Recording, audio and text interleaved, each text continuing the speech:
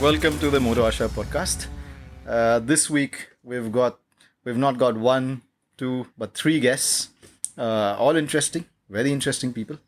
Let me introduce first Priyanka Datta. I think a lot of people know her by her pseudonym Gata Sirio, motorcyclist.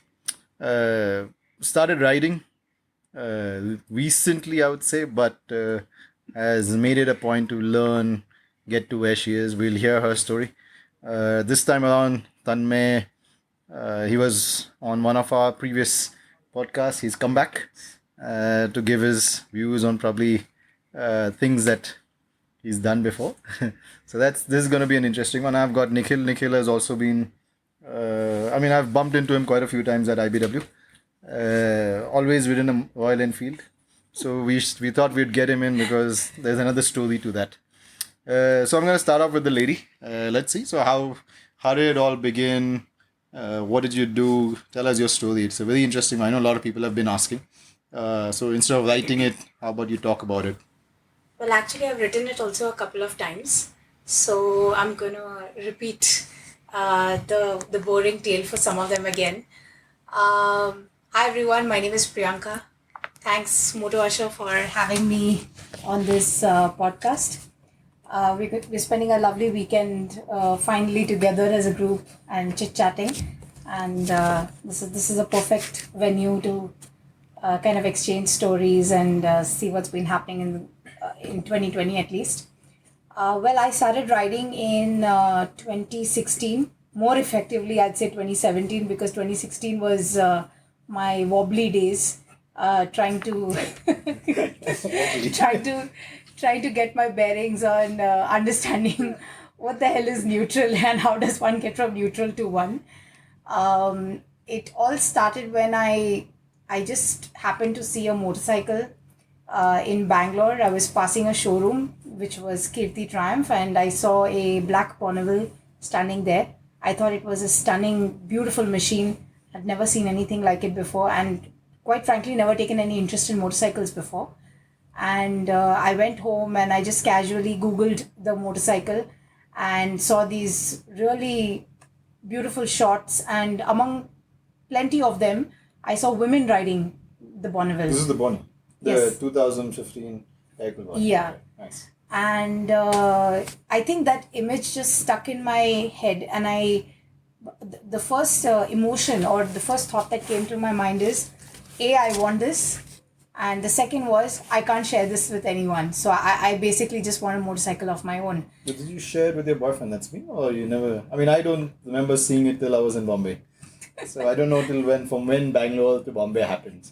So I was hoping not to share it, but then I was bullied also a lot. which explains why I finally came to Pune, because when I got the motorcycle, that was so after seeing the motorcycle, I spent 2 years saving money, calling every showroom, buggering people about it. I was told quite bluntly that nobody starts on a 900cc, roughly 200 kilo motorcycle. And I was all over the place. I thought, I was like, is this a fantasy? Is this foolishness? Is this quarter life crisis? And I'm guessing nobody is going to ask us how old this girl is. So no, I hope. no. I'm eternally 18. I hope no. Quarter And life crisis. Yeah. Quarter life crisis, exactly. Whatever age-wise. So, and then I went to see a whole bunch of motorcycles. Long story short, I finally decided that, okay, you know what, let's get the Street Twin. The Street Twin had just launched. It was a lighter, more friendly looking motorcycle. It came in one of my favorite colors, the cherry red color. And it was quite expensive. And I remember thinking, why am I doing this? Or should I do this? Or hell, I want to do this. And just yo-yoing between all of this.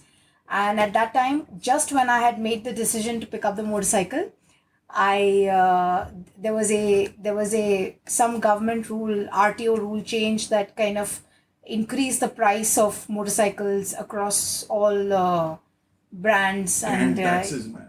yeah, exactly.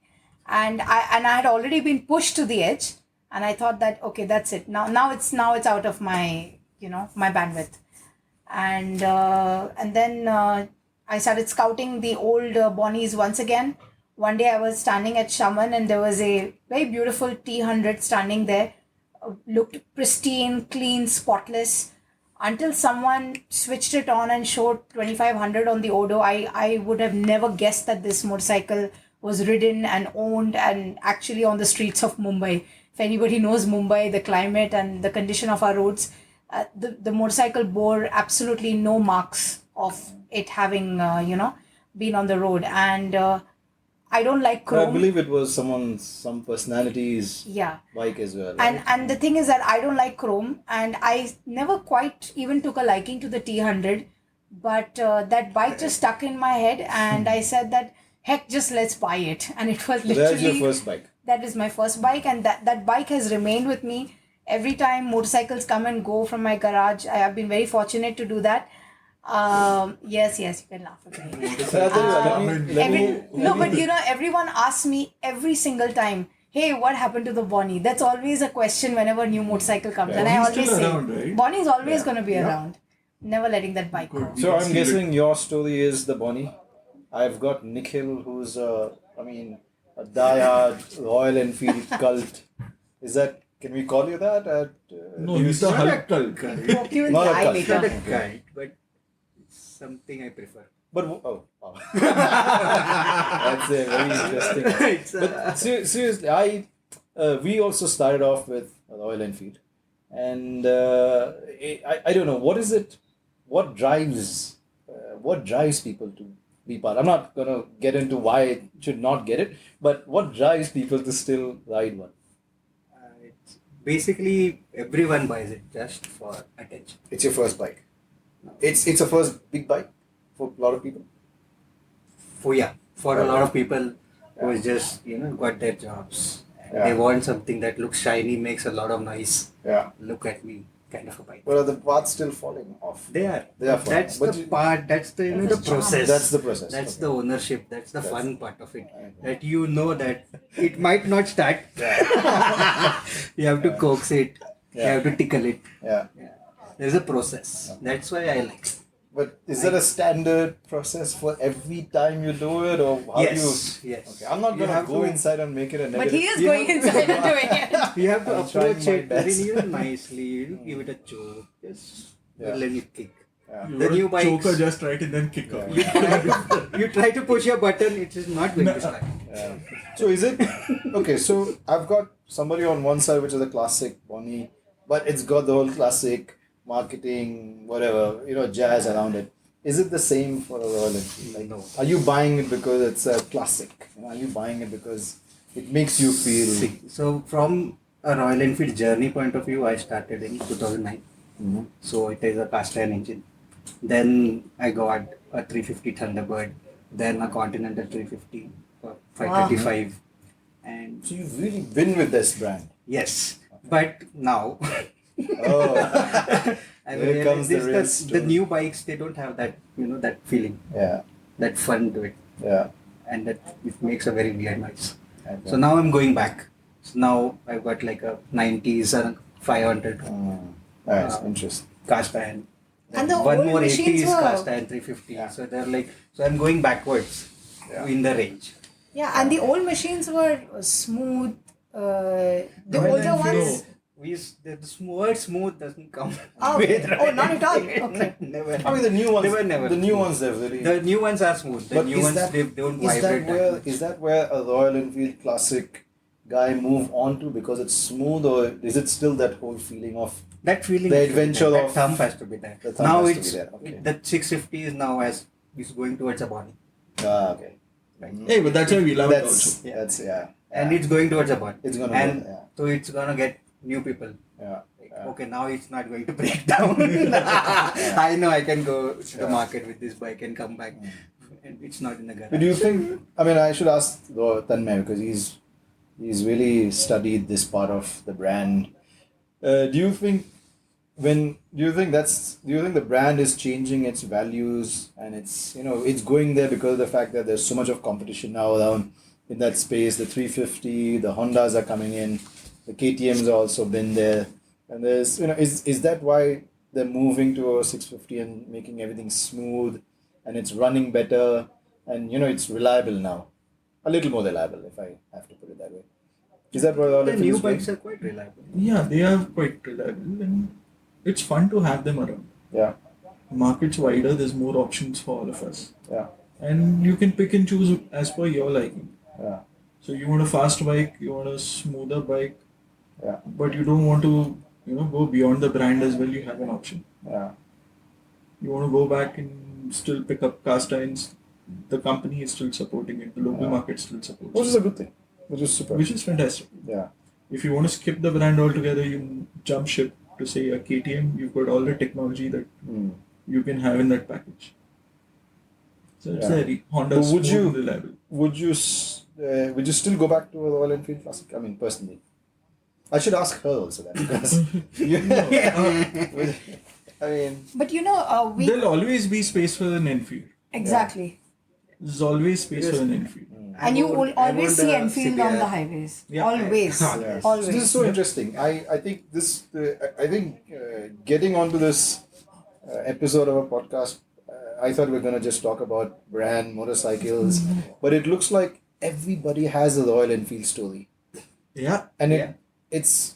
I mean, I've met friends because they've done something so stupid in front of me on a Royal Enfield. Exactly. I mean, a good buddy of ours. I think we were doing the whole the arcade thing, and a friend of ours fell off his cast iron Royal Enfield, and you won't believe it. His oil poured out, and we stopped at Sarchu, and the guy actually took coconut oil, and he filled it up. See, So- where else would you get Where else things would like you get this? it? Yeah. So I'm gonna ask this to Priyanka while we are. Would you move ship? Do you think it's a thing that you would No, do? rather would you add one to your kitty? To your garage? But when you say add one, you mean a Royal Enfield or any motorcycle? Any other?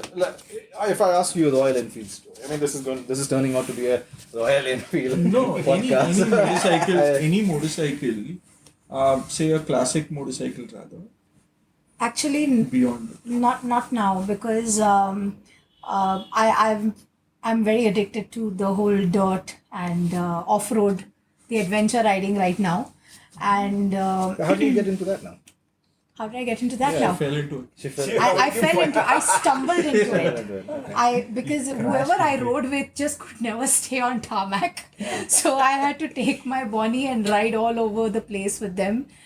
They'd arrive always, very fresh, looking like daisies, not a drop of sweat and a big smile. And I'd come stumbling, falling, Picking up all the picking up the remnants pieces the of my forest. life.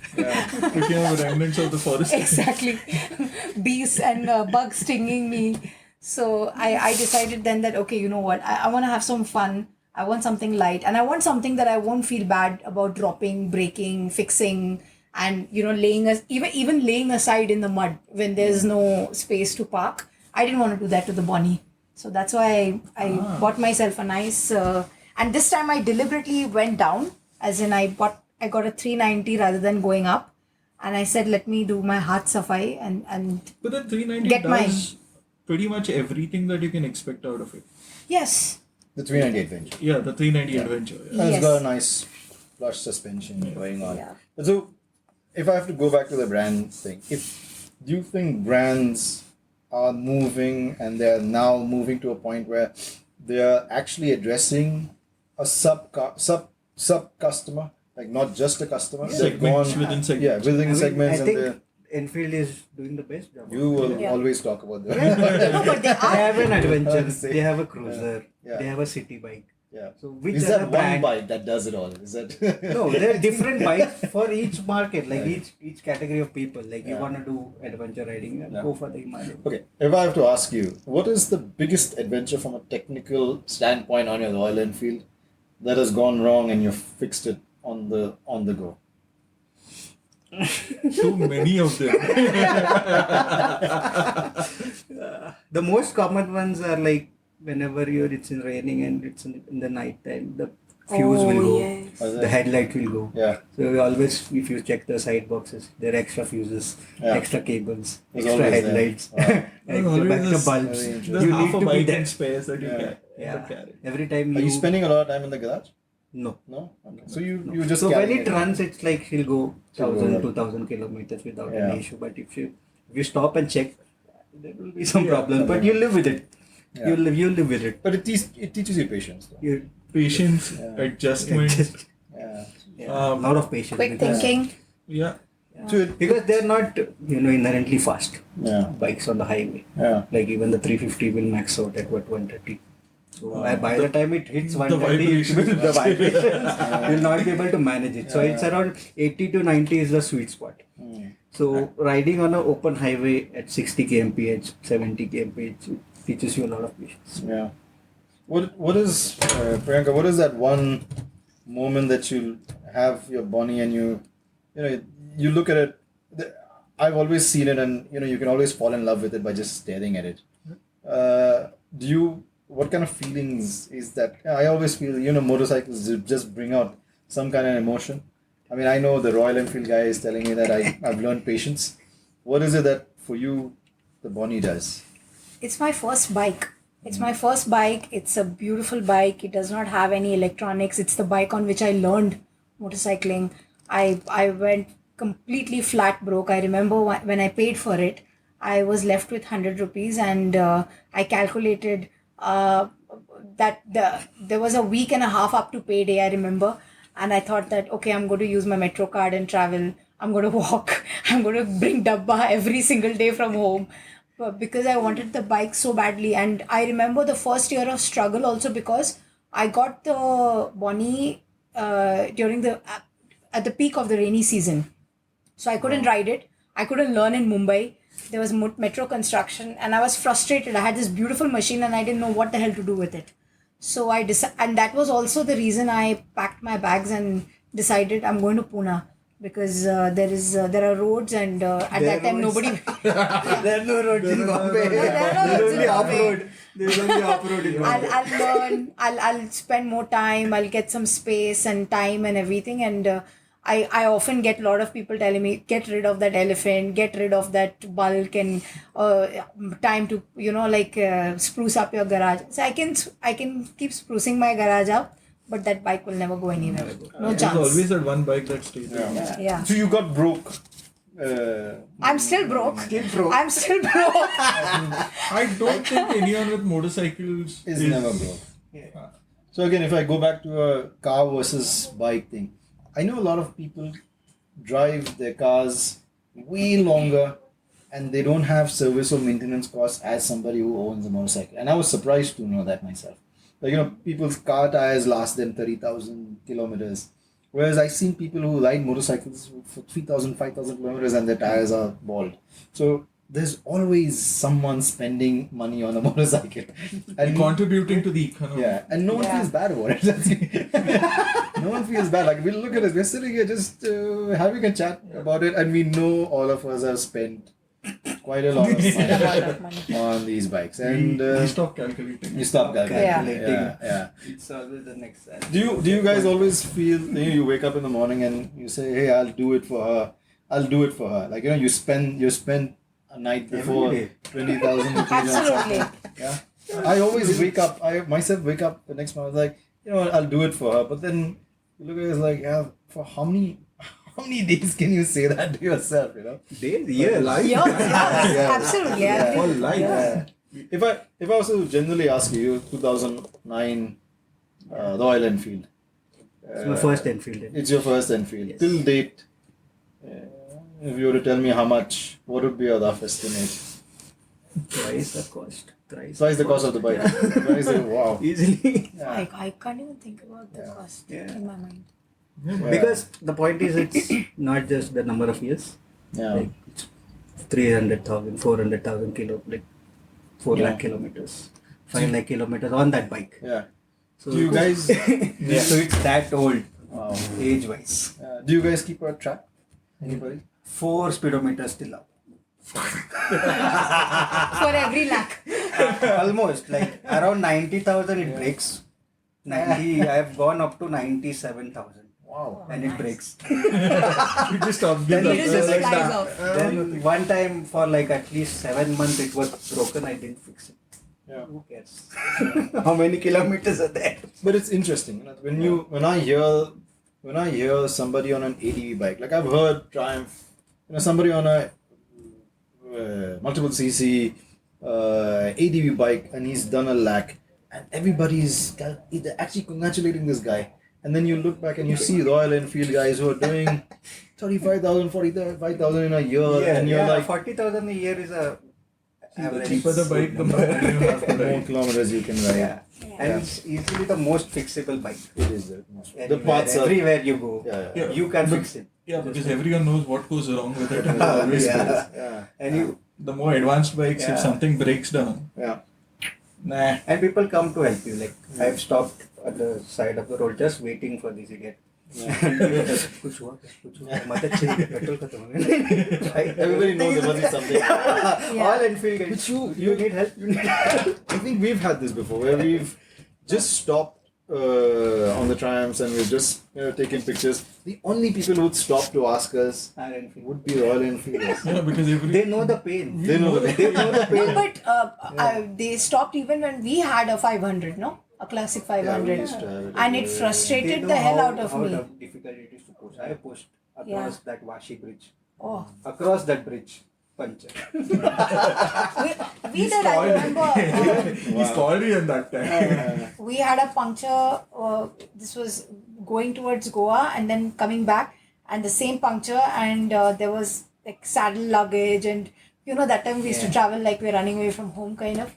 And I remember getting off, holding helmets and that heavy gear, and walking in the sun, and he was like duck paddling the bike all the way to the puncture guy, and he didn't have some parts. It was just in the most obscure location. Then somehow we spent some 2-3 hours just fixing that puncture. Now we have to pay him, and then we went looking for and we started fighting, and then we were looking for an ATM, and I remember we were fighting, and there was this big pile of dried leaves, and he got so irritated he actually swung the bike and dumped it in those pile of I leaves. was tired. He was tired, he was frustrated. Lack of But patience. he was tired, he was frustrated, but he still dumped his bike In a on pile of leaves. leaves. Leaves. Not just on the Yeah. top. See? Yeah. But yeah, and I think my first lessons in how to fix things that break, and cables and this and that and all, and DIY was because of that bike. Yeah. I've always seen Royal Enfield guys have that extra cable. And You I- have to have. And I look at the extra clutch cable. Especially the everybody old should bikes. have it. The older bike. The older older bikes you need to have because it's not like readily available. Yeah. Wow. How are you finding the 390 adventure though? What cables? What cables? It's all sensors. No cables. David, do you find that good First, for you? I had to familiarize myself with all the electronics and buttons and everything. I was like, I was a complete idiot, and just like suddenly there's a whole console and set this, set that, do this, do that, put it off, put it on, all that nonsense. But I think with everyone still going on about the height, about the suspension, about the wheel, about this, about that, I keep telling everyone the same thing. I bought the bike because I wanna have some fun in dirt. It's light. Also, it's tall. I know it's tall. Nobody has to tell me that. But I get suggestions to shave the seat foam off. I get I get suggestions to tinker with the suspension. I get suggestions. Just this morning, somebody very in a joke told me buy high heeled boots and things like that. It's fun, but the thing is, I bought the tall bike to learn how to manage the tall bike. Yeah. It's an advantage that it's light, so it's allowing me to, it's a very forgiving machine, by the way, with all the very same electronics that I was complaining about, and you can bash it around, idiot-proof. play with it. Yeah. It's That's a not good very word for it. talky. It's not extremely powerful. So somebody like me who's getting to know a little bit more dirt and tricky situations, it's friendly. that's just a friendly amount of power to use on those terrains, so that even instead of 5 falls, I'll have one, and I can pick it up and whatnot. So I think it's perfect. It's doing the job for me. You can pick it up. I can pick it up. Yeah. Yes, I can. really I good. We should practiced. have a demo video. Yeah, yeah. I did. I practiced. Pick it up. First thing I did was I practiced. Actually, we laid it down and then I practiced how to pick it up. Yeah. So, but yeah, it does what it needs to, and Let's try the Enfield. yeah, If let's you can try pick it up. I think. You put your hands up, and magically 10 people come, Yeah. and everyone lifts. Yeah. It's a Exactly. collective effort. Yes. I remember when we had the 500, and I said that I want to learn, and I remember my brother, and he had come and they put it on the main stand, and they said, forget everything, forget riding. First learn how to take it off the side stand. First learn how to put it on the main stand. Learn these basics, okay? I still remember I was in the garage, enthusiastic. Yes, I'm gonna learn riding. Start with this 2-3 futile tries. Then I said, "Bhad mein gaya," and I went home. I got damn irritated. I said, I want to learn motorcycling. I don't want to learn this nonsense about main stand. Weightlifting. You don't know build muscles. But, You've but yeah. there's a post of yours which has gone pretty viral where you're trying to put the side stand of the 390 Adventure. So I think explain that to us. What's going on? Like, how did you manage to do that? No, it's not viral, first of all. It's not viral. Okay. No, it's It not. will. But no, so when I got the 390, I for almost 2 months I struggled taking just something basic as taking the side stand off. I was still struggling that mental thing about I must get my feet on the ground, then I'll do the left, then I'll do the right, and just monkeying around and looking like a complete clown. And then I got into this really comfortable habit of, wave my hand, then somebody will come and kindly push the side stand off. Assistant. And Side stand. yeah, there were a lot of jokes. What a designation. There were jokes. There were jokes about how I have someone on speed dial to come and take the side stand off and all that nonsense. So I remember we were doing some trails, and I got left slightly behind, and I stopped, and it was just out of habit. I kind of put the side stand down, and then I was like, oh no, I need to get this off. And I played around there, and I said that in my mind I was like, you're not going to always have someone around. How are you going to do this? Yeah. So then I did it there. And thereafter, I made up my mind. That's it. I'm going to learn, and I'm going to. So I was watching. I follow master. Jocelyn Snow. Yeah. I follow a bunch of very short but very able riders, and it's not about their height. It's just about using How they smart manage it. skills. Yeah. Smart skills, less effort. Yeah. Brett Tax, I really admire what he does, because he's all about, why are you putting so much energy out there? Why are you wasting and expending energy? Why are you fighting with your bike so much all the time? So I'm not as smooth as him, but I'm trying. That's where I'm trying to get to. So So I guess I'm gonna that was good. recap this. We have a Royal Enfield guy who takes the effort of getting that bike moving, and we've got Priyanka, who has taken the effort to learn, get to where motorcycling and enjoy it where she is, and I've got Tanmay, who Sleeps Laughing it at off all wherever of we sleeps it go. off.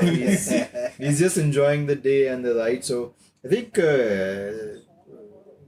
I can wrap this episode up. I'll leave the boys aside, but I want to hear from Priyanka. What would you tell somebody who's learning at a stage of life which is later than what people, I mean, I know a lot of people start off riding at the age of 13, 14. Quarter life crisis.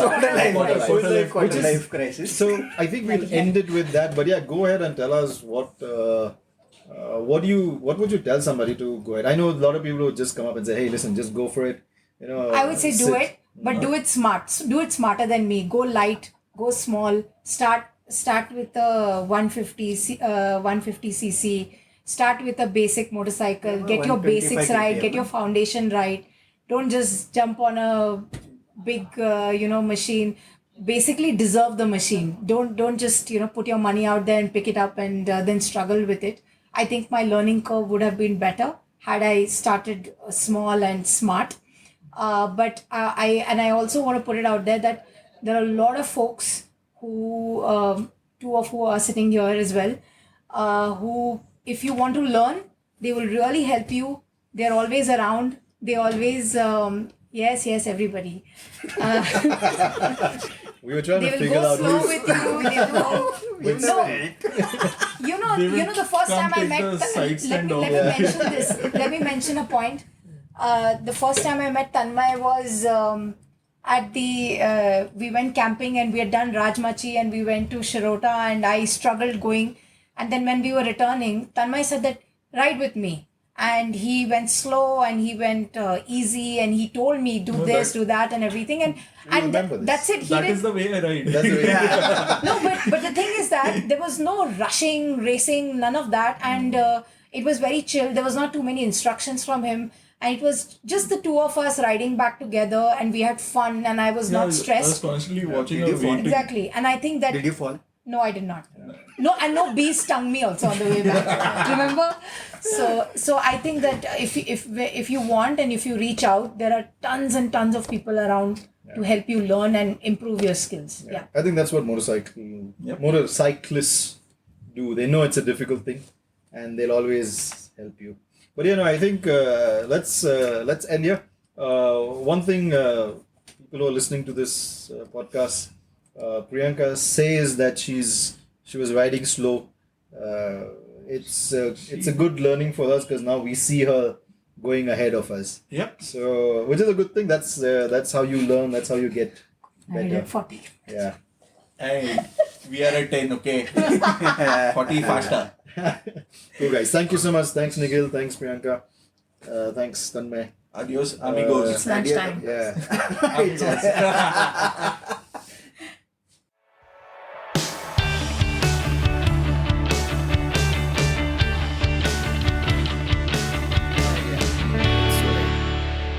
Thanks for listening to this podcast. If you have anything to say about motorcycles and more, DM us on Instagram, and I'll be more than happy to get you on the show and hear your experiences.